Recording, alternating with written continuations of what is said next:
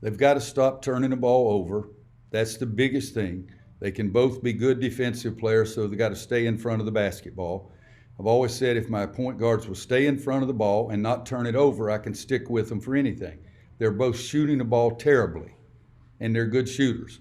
But this is not kindergarten basketball. I can't say, oh, you're doing great. You're shooting 28%. God, that's fantastic or anything. Sometimes you got to man up and start making shots, and that's what they have to do to get their entire game going because they focus so much on their shots going in.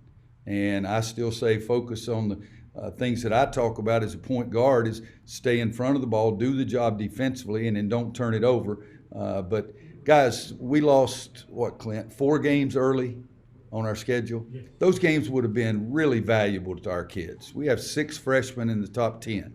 Those games would have been really valuable. 1 was on the road at Monmouth, 3 was at home. We didn't have those, and all of a sudden we're playing in Maui, and we're playing at Iowa, and we're in the ACC, and they should be about 3 or 4 games into an ACC schedule, or I guess 5 or 6, instead of this being the 11th game. But the bottom line is I trust them, I believe in them, I'm putting them in the game. Now they got to play better. That's pretty simple. You just got to play better.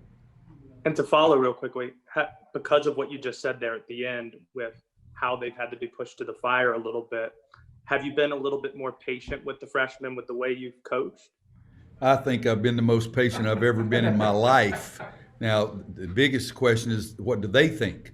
But I think I've been the most patient I've ever been in my unbelievable life that I've had. But I've never been this patient. Guys, our 2 point guards, 2 for 14 with 7 turnovers. But you know what? North Carolina won the game.